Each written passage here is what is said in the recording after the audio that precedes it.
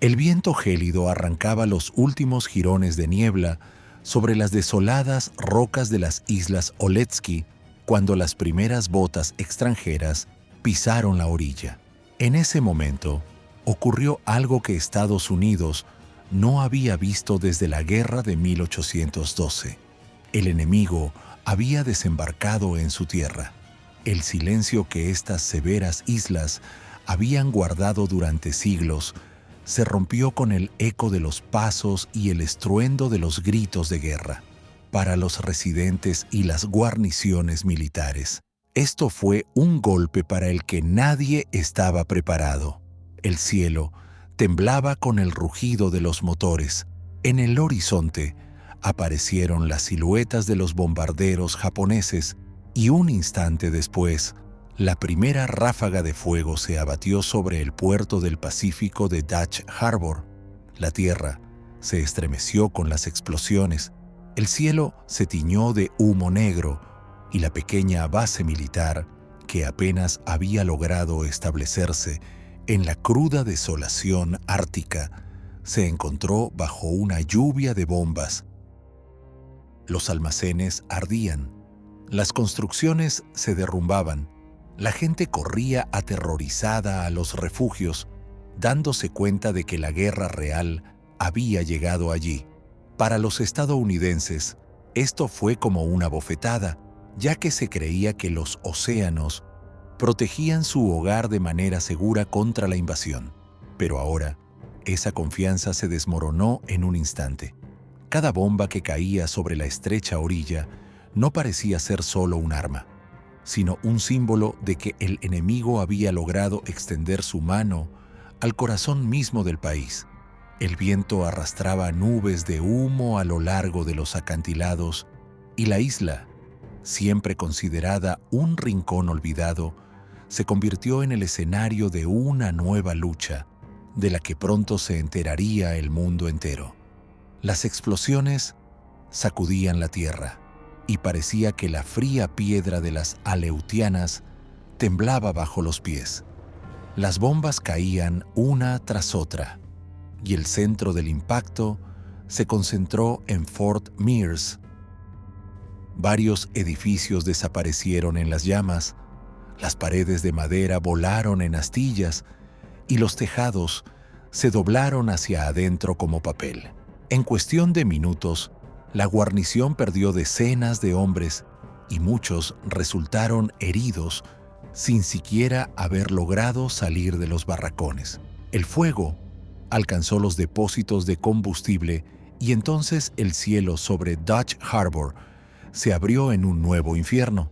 Decenas de miles de barriles de petróleo volaron por los aires y un denso humo negro mezclado con el viento cubrió el asentamiento, convirtiendo el día en noche. Gotas ardientes de aceite se posaban en el suelo y el fuego devoraba todo a su alrededor. En este caos, incluso un grito se perdía en el estruendo y parecía que la isla estaba envuelta en una catástrofe total. La gente corría entre las estructuras buscando refugio. Los que intentaban apagar las llamas se daban cuenta de su impotencia ante tal escala de destrucción. Las vigas de metal se fundían, los almacenes se derrumbaban, y todo esto venía acompañado del olor a quemado que apretaba la garganta.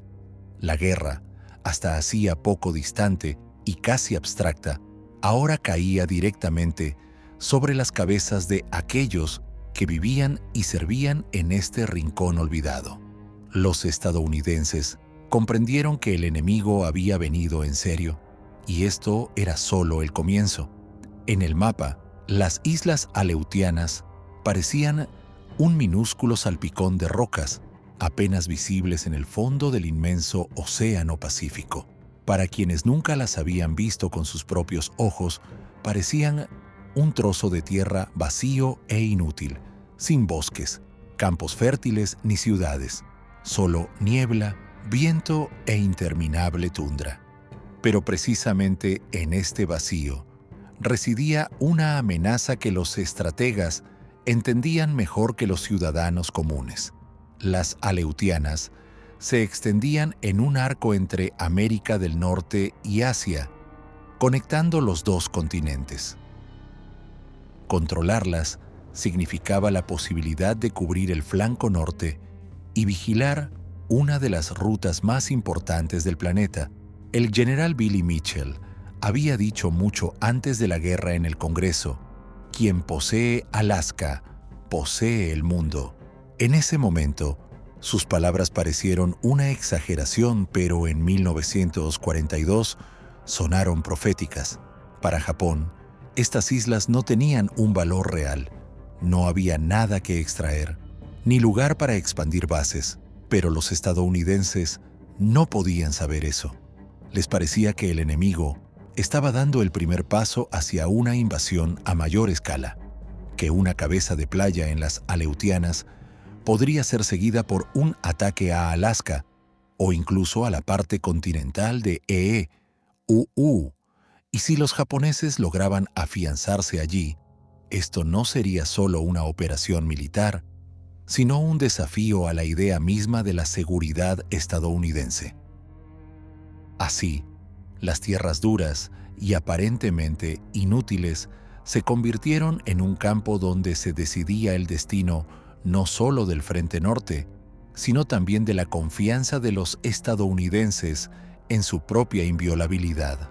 Cada roca, cada orilla nevada se convertía en su imaginación en un trampolín potencial para un enemigo que demostraba por primera vez que el océano ya no era una garantía de tranquilidad.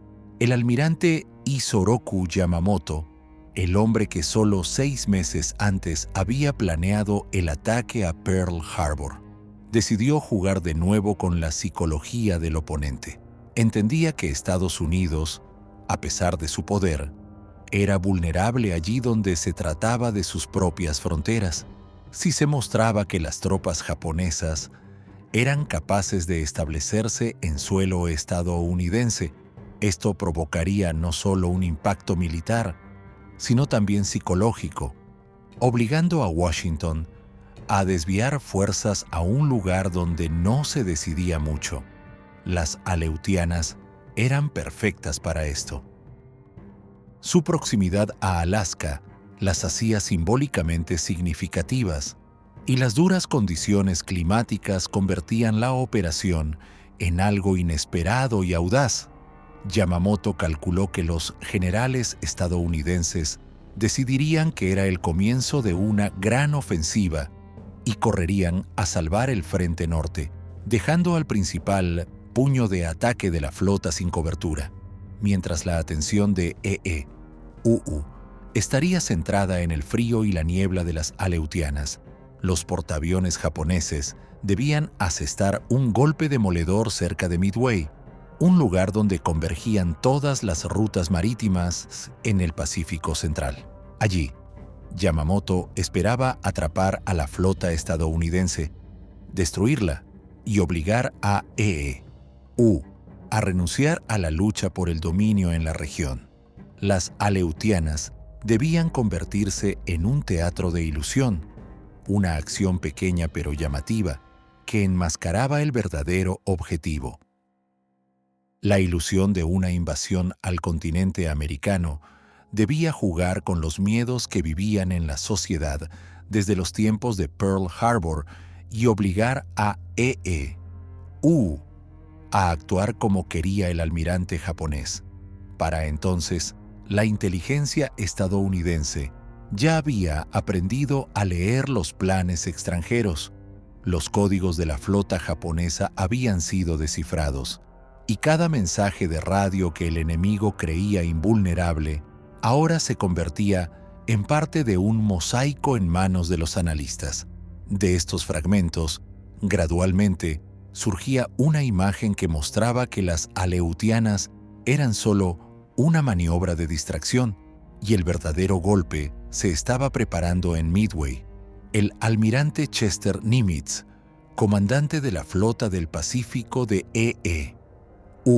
sabía más de lo que sus enemigos podían suponer.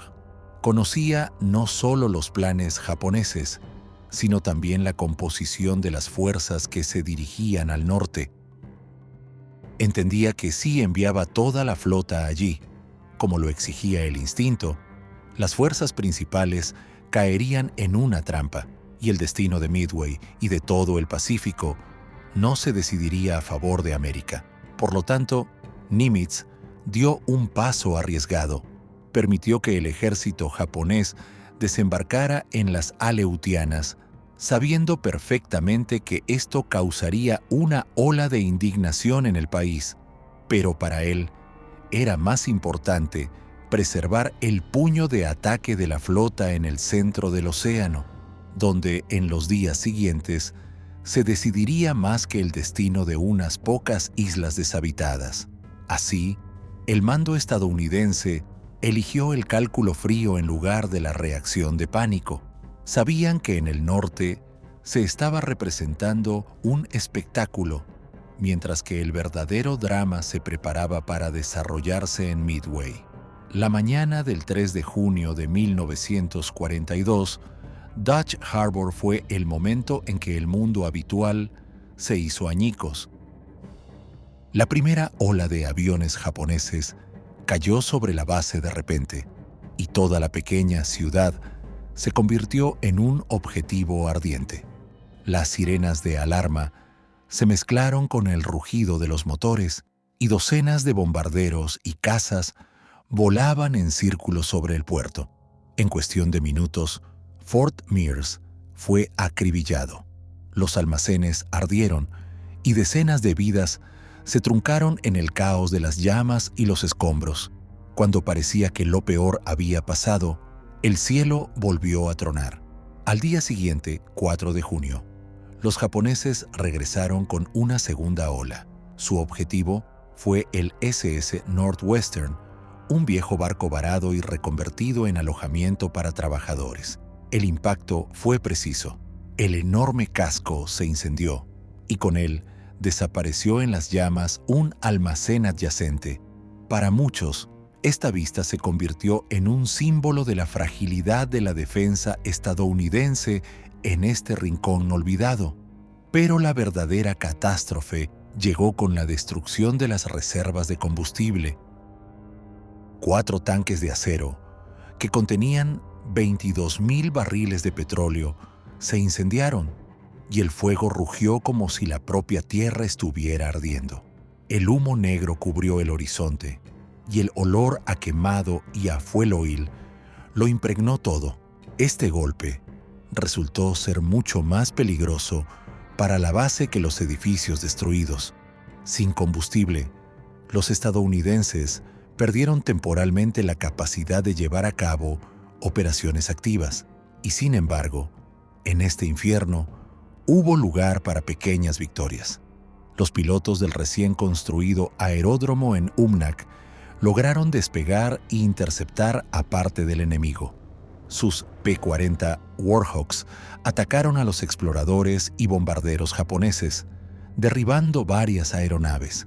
Para las guarniciones sitiadas, esto fue un soplo de esperanza, una prueba de que el enemigo era invencible. El precio de estas victorias fue alto. Las pérdidas entre los aviones estadounidenses fueron notables. Muchos pilotos no regresaron a la base.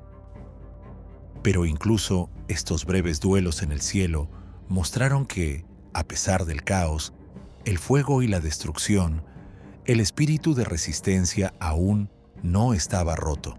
Y aunque los ataques japoneses trajeron destrucción, también despertaron la determinación de defender incluso el rincón más remoto de su tierra. Cuando el estruendo de los bombardeos se apagó y los barcos japoneses desembarcaron en Attu, la diminuta aldea en el fin del mundo se encontró en el centro de una gran guerra. Aquí vivían solo unas pocas docenas de aleutianos, acostumbrados al clima severo y a la vida en aislamiento. Pero ahora sus hogares, costumbres y destinos estaban en manos de soldados extranjeros. Junto con los locales, vivían en la isla Charles y Etta Jones, el operador de la estación de radio y su esposa, la maestra de escuela. La radio era el principal nodo de comunicación de Attu con el mundo exterior, y los japoneses contaban con usarla para sus propios fines. Pero Jones mostró una rara determinación. Justo antes de la captura, destruyó el equipo, privando al enemigo de la capacidad de comunicarse con los estadounidenses desde esa estación. Por este acto, le esperaba una cruel retribución. Fue sometido a interrogatorios, exigiéndole que restaurara el equipo, y cuando se negó, los soldados japoneses le quitaron la vida. Este acto se convirtió en un testimonio silencioso de que incluso en un minúsculo trozo de tierra se puede mostrar heroísmo, cuyo precio es todo. Los habitantes de Attu, entre los que había mujeres, ancianos y niños, fueron enviados a campos en Hokkaido. El camino hacia allí fue largo y agonizante, y por delante les esperaban condiciones para las que nadie estaba preparado. Muchos no resistieron las enfermedades y las privaciones, y solo unos pocos regresaron a casa después del final de la guerra. Etta Jones estuvo entre las que fueron llevadas a Japón. Sus largos años de cautiverio transcurrieron entre hoteles, clubes y campamentos, donde se reunía a los prisioneros aliados. Sobrevivió, pero su historia se convirtió en un recordatorio de que la guerra no perdona a los civiles y de que el destino de una persona puede cambiar en un instante si la guerra llama a la puerta. Así, Attu se convirtió en un símbolo de tragedia. Aquí no había grandes ejércitos ni grandiosas batallas. Había un pequeño pueblo y una familia, cuyas vidas fueron truncadas por la guerra. La noticia de que las tropas japonesas habían capturado suelo estadounidense se extendió por los Estados Unidos como un trueno. Los periódicos escribieron sobre el incidente en primera plana. Las estaciones de radio informaban de inquietantes comunicados y todo el país se hacía la misma pregunta. ¿Cómo es posible? Aún ayer parecía que los océanos protegían el continente de manera segura, que el enemigo nunca podría pisar la orilla estadounidense. Ahora, la bandera japonesa ondeaba en Attu, y para millones de ciudadanos, esto se convirtió en un símbolo de vulnerabilidad que ni siquiera sospechaban. El shock se convirtió instantáneamente en ira. La gente exigía respuestas al ejército y al gobierno. ¿Por qué las guarniciones no estaban preparadas? ¿Por qué se permitió que el enemigo tomara el control de una parte del territorio de EU? Los políticos en el Congreso discutían si la operación aleutiana no sería solo el primer paso hacia una invasión a gran escala de Alaska y luego de la parte continental del país. Muchos temían seriamente que Japón intentara afianzarse en las latitudes del norte y usar las islas como un trampolín para ataques a Seattle, San Francisco o incluso más adentro del continente. El efecto psicológico de la pérdida de Attu fue colosal. Pearl Harbor fue una tragedia, pero estaba lejos, al otro lado del océano. Ahora se trataba de tierra que formaba parte de los Estados Unidos. Y este hecho lo cambiaba todo. Las familias en el interior del país, que antes solo habían oído hablar de pasada de las batallas en el Pacífico, ahora sentían la amenaza justo en su propio umbral.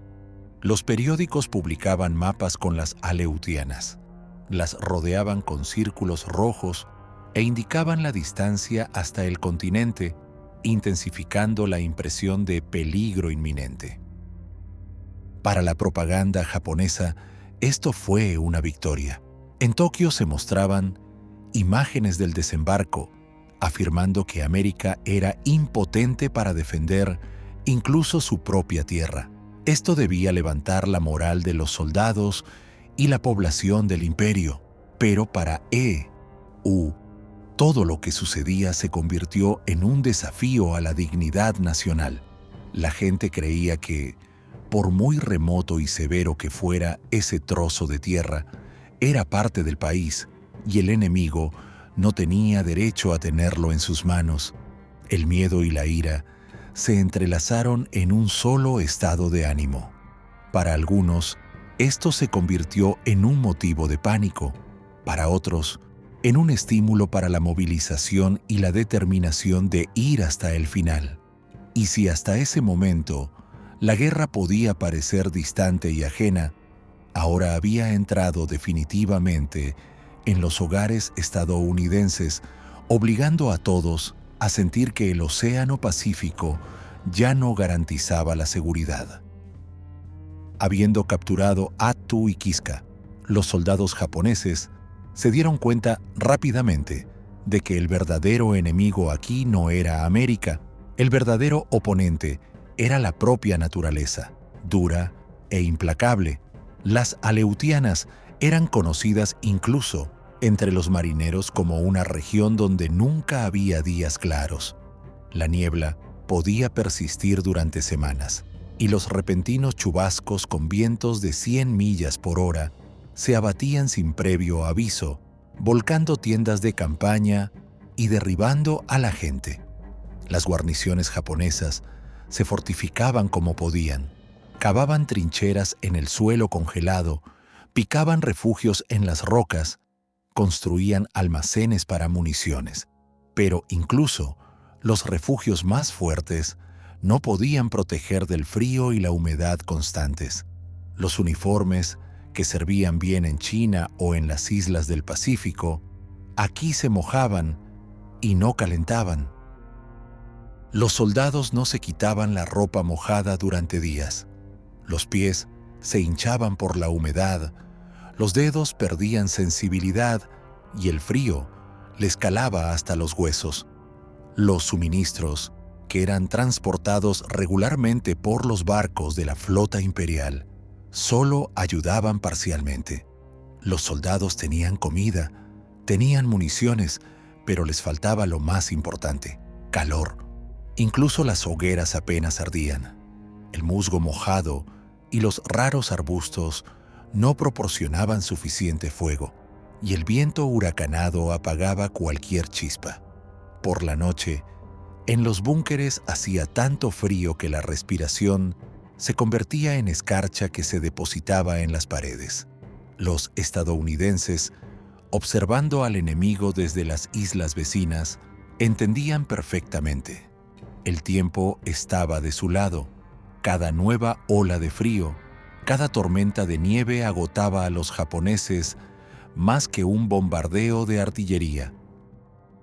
Las guarniciones permanecían en sus posiciones, pero cada vez más se trataba de personas agotadas por los elementos que perdían fuerzas en la lucha contra la naturaleza. Aquí, en la niebla y la nieve eternas, las armas pasaron a un segundo plano. Los soldados tenían que luchar no solo contra el oponente, sino también contra el clima, que no conocía la piedad. Y cada nuevo día parecía una prueba donde sobrevivían no los más fuertes, sino los más persistentes. El 11 de mayo de 1943, la niebla sobre Attu fue cortada por las siluetas de los buques de desembarco. Miles de soldados estadounidenses se precipitaron hacia la orilla. La operación Gárbola había comenzado. Para muchos participantes, este fue el primer paso en una tierra que oficialmente pertenecía a EEUU, pero que había sido capturada por el enemigo. Esperaban una resistencia feroz justo en el borde del agua. Estaban preparados para enfrentar el fuego de ametralladoras y los ataques de artillería. Pero en su lugar, fueron recibidos por el silencio. Orillas vacías, solo lodo negro y jirones rasgados de nieve mezclados con piedras. Ni un solo disparo, ni un solo enemigo. Los soldados se miraron. Muchos no creían que esto fuera posible. Se tenía la sensación de que los japoneses habían abandonado la isla o se habían rendido sin luchar. Pero este silencio era engañoso. El comandante japonés, el coronel Yasuyo Yamazaki, entendía que no podría mantener la costa. Sus fuerzas eran 3 veces menores y cualquier enfrentamiento directo en la playa habría terminado en una derrota instantánea. Por lo tanto, retiró a su gente al interior de la isla, a las montañas y valles, donde la niebla y el relieve convertían cada metro de tierra en una trampa mortal. Los estadounidenses avanzaban cada vez con más audacia. La segunda ola de desembarco llegaba a la orilla con la misma sensación. El enemigo estaba en algún lugar cerca, pero era invisible. Con cada paso, los soldados se hundían en el barro negro. El agua helada chapoteaba en las botas. La respiración se aceleraba por el viento.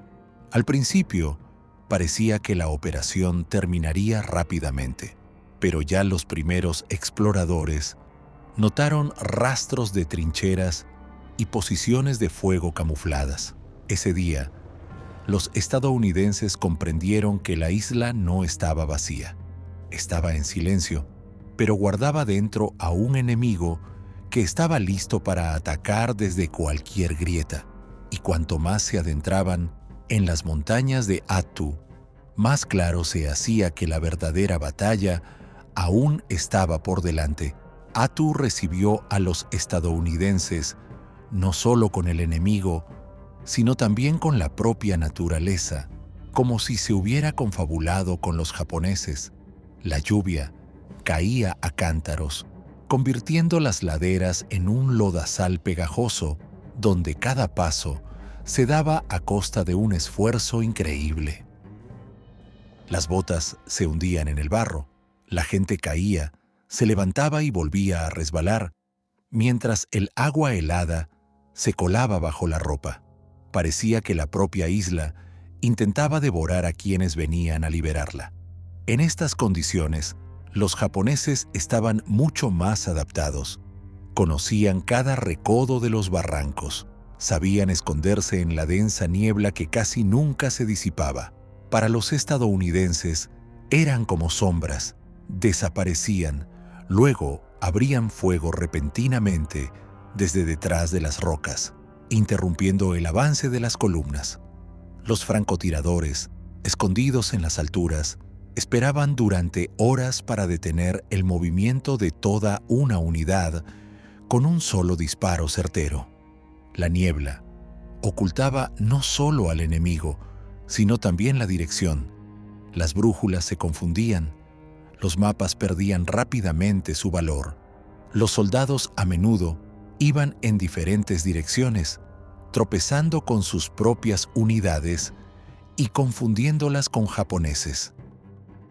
Los puntos de fuego enemigos, construidos en lo alto de las montañas, disparaban desde arriba, y el fuego de artillería tronaba en respuesta, pero no siempre alcanzaba el objetivo. Las enfermedades y el frío resultaron ser no menos peligrosos que las balas. La gente sufría de congelación. Muchos desarrollaron gangrena. Las heridas no sanaban debido a la humedad constante. Cientos de combatientes fueron puestos fuera de combate no en batalla, sino en las tiendas de los hospitales, donde los médicos luchaban desesperadamente contra las consecuencias del frío. Los estadounidenses se sentían como en una pesadilla. El enemigo casi nunca se mostraba abiertamente, y si aparecía, era solo para un golpe corto y para desaparecer en la neblina blanquecina. Se movían como fantasmas en la niebla, recordaban los veteranos, y cada día se convertía en una prueba no solo para las armas, sino también para la voluntad. En esta batalla, había que resistir no solo la embestida del oponente, sino también la propia naturaleza, que parecía no querer devolver la isla. Cuando los estadounidenses comenzaron a tomar gradualmente el control de las alturas clave de Attu, la guarnición japonesa, quedó atrapada en una tenaza. El coronel Yasuyo Yamasaki entendía que las fuerzas de sus soldados se estaban agotando rápidamente. Los suministros llegaban a su fin. Los heridos eran cada vez más, y la ayuda desde el mar ya no podía abrirse paso debido al bloqueo estadounidense. Cada mañana traía nuevas pérdidas, e incluso los combatientes más resistentes se daban cuenta: el final está cerca. Pero Yamasaki fue educado en el espíritu del código Bushido, donde la capitulación se consideraba una deshonra. Para él, no existía la opción de deponer las armas y rendirse. Miró a sus hombres, agotados por el frío y el hambre, y vio que solo les quedaba un camino: convertir su propia muerte en un golpe para el enemigo. En las montañas de Attu comenzó una preparación frenética. Los soldados recogieron las municiones restantes, revisaron las bayonetas, prepararon granadas. Los médicos, sin poder ayudar más a los heridos, sabían que compartirían la suerte de los sanos. Todos juntos irían a la última batalla. La atmósfera en los refugios era pesada. Algunos rezaban, otros escribían las últimas líneas en sus cuadernos, otros simplemente se sentaban en silencio, apretando el rifle como una extensión de su propia mano. Yamasaki explicó su plan a sus hombres: romper las posiciones estadounidenses con un ataque nocturno repentino, capturar su artillería y ametralladoras, usar las armas contra ellos mismos y luego retirarse a las montañas, donde, esperaba, podrían resistir hasta el último cartucho. Sonaba a locura, pero para los japoneses era la única manera de mantener la dignidad y demostrar que no estaban rotos. En esas horas, el campamento se parecía no a una guarnición militar, sino a una hermandad de condenados. Los soldados compartieron las últimas raciones, se apoyaron mutuamente, intentaron ocultar el miedo detrás de rostros severos. Sabían que al amanecer les esperaba un ataque que no sería solo una batalla, sino el último paso en la historia de esta guarnición, y cada uno de ellos estaba listo para dar ese paso. El amanecer del 29 de mayo de 1943 tiñó la niebla sobre Attu con una pálida luz gris.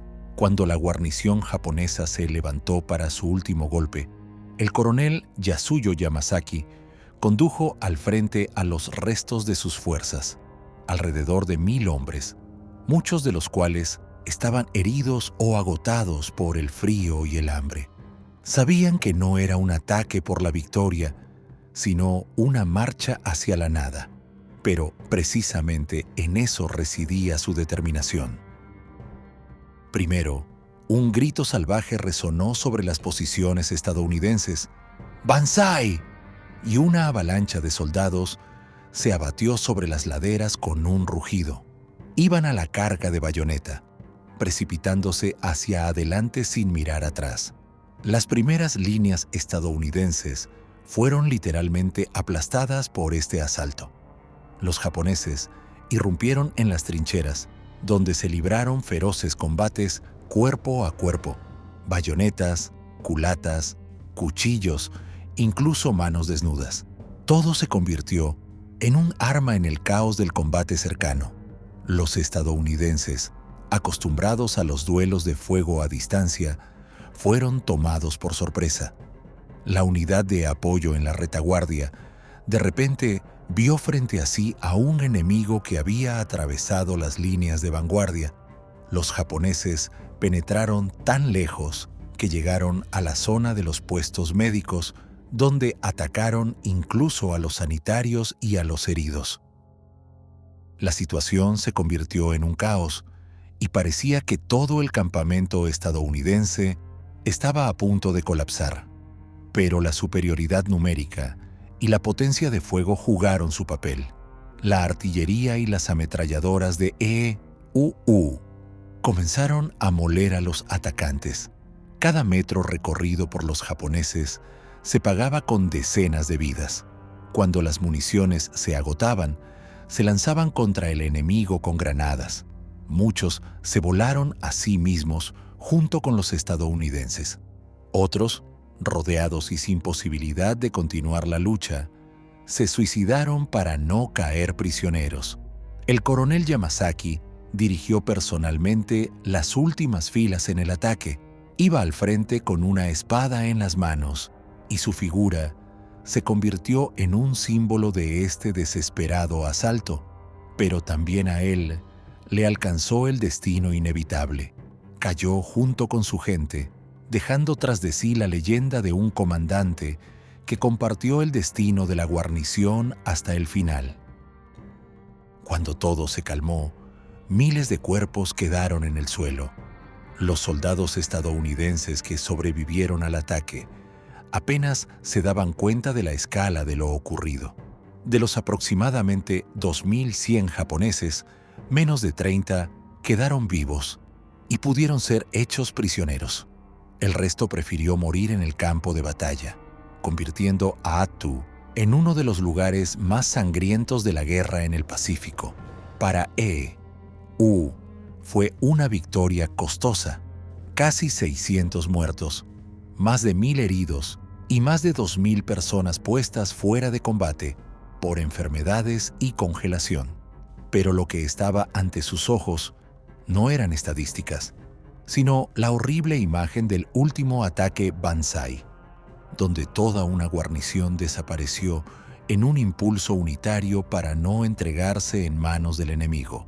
Attu se convirtió en un símbolo de lo lejos que puede llegar la guerra cuando el honor y la desesperación superan el instinto de vida.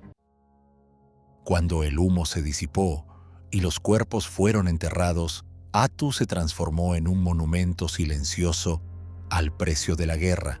En este trozo de tierra, donde antes de la invasión vivían solo unas pocas docenas de personas, quedaron miles de tumbas sin nombre. Los estadounidenses perdieron cientos de combatientes, miles resultaron lisiados por el frío y las enfermedades, y la guarnición japonesa prácticamente desapareció, dejando solo unas pocas docenas de prisioneros. Fue una victoria, pero una victoria por la que hubo que pagar demasiado. En Japón, la batalla se convirtió en una leyenda. La propaganda la presentó como un símbolo de heroísmo. Los soldados del imperio, rodeados y sin esperanza, supuestamente resistieron hasta el último aliento, dando sus vidas por la patria. Los periódicos escribieron sobre el sacrificio sagrado, enfatizando que incluso en una situación desesperada, el espíritu japonés no estaba roto.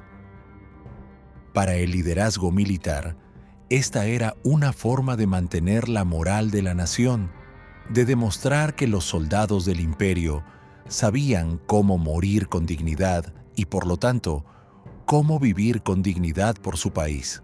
En América, la memoria de Attu se desvaneció solo unos días después del comienzo de la operación. La atención del mundo entero se centró en la victoria en Midway, una batalla que cambió el curso de la guerra en el Pacífico. Paralelamente, Europa ardía en llamas y la prensa estadounidense escribía cada vez más sobre los preparativos para el desembarco en Italia y Francia.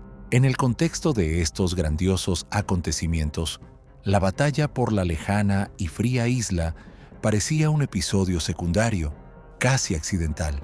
Así, Attu recibió su nombre, la batalla olvidada. Pero para aquellos que lucharon allí, olvidarla fue imposible. Los soldados que pasaron por la niebla, el frío, el barro y los ataques repentinos recordaban no solo al enemigo, sino también la eterna lucha contra los elementos. Sus historias permanecieron en los estantes de los archivos durante muchos años, hasta que los historiadores comenzaron a revalorizar la importancia de esta campaña. En 1985, el lugar de las batallas en Attu fue reconocido como Monumento Histórico Nacional. En la dura orilla, donde todavía se encuentran los restos oxidados de cañones y casquillos dispersos, ahora se levantan placas conmemorativas. Cada nombre en estas placas es un recordatorio de que incluso en una guerra a escala mundial hay episodios que casi se han borrado de la memoria colectiva, pero que no han perdido su significado. Attu sigue siendo una lección sobre el precio de las ilusiones, sobre la fuerza del espíritu humano y sobre el hecho de que las tierras más lejanas y olvidadas también pueden convertirse en el escenario de un gran drama que no puede borrarse de la historia.